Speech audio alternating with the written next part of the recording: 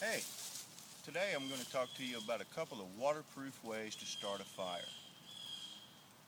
We'll discuss a couple of methods and we'll discuss maybe one of the more important steps of building a fire.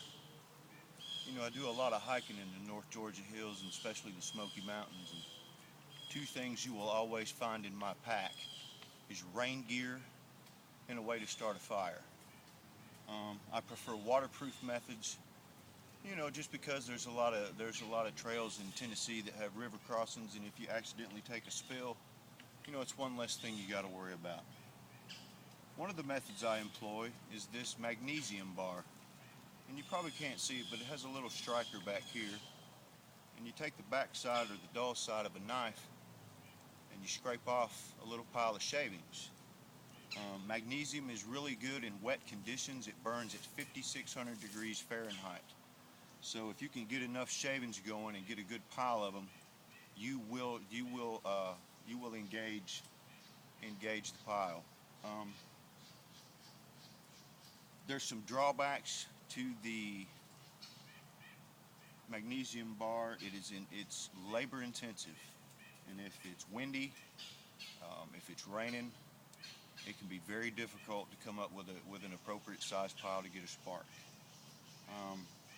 So when I do carry it, I take the time at home, and it's kind of one of the things I do sitting around watching TV. Is I'll scrape a good pile and get me a little medicine bottle and carry that. And again, that's waterproof. You know, the shavings can get wet, and there's no problem with them. My preferred method is this little method here. It's cotton balls soaked in Vaseline. You get about a 4-minute burn out of these. You can almost stick 2 or 3 of these together and heat up a cup of coffee if you really, we're in trouble somewhere. Again, they're waterproof. You can drop these in the creek and pick them right up, and they'll spark right away. Rule number 1 when you're hiking, these are modern times, guys. Carry a lighter. Um, Even if you have to put it in a baggie, unless you're a primitive hiker and don't like, modern conveniences, carry a lighter. It'll speed this process up. And again, if you're wet or hypothermic or lost, you really need to get a fire going. The most important step, in my opinion, is the pre-fire.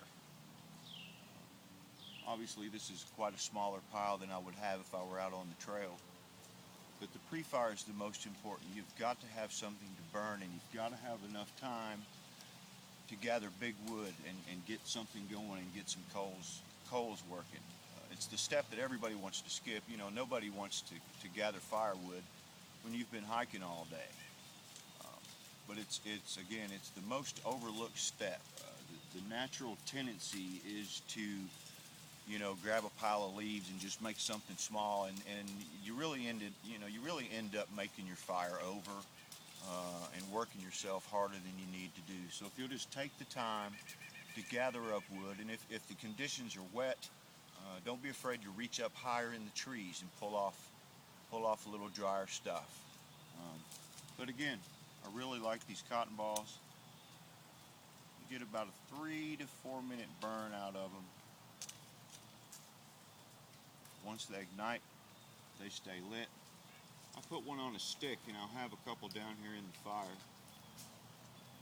and they'll catch on rather quickly.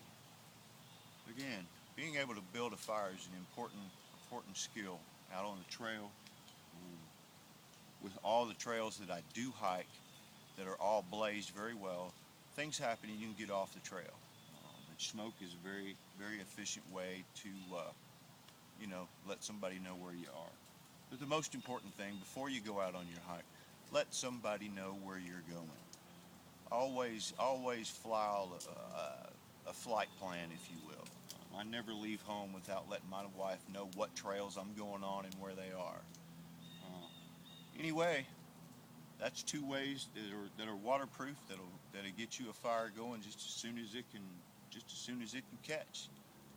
I think I'll sit here and have a cup of coffee and then get back on the trail. Thanks for coming along. Bye now.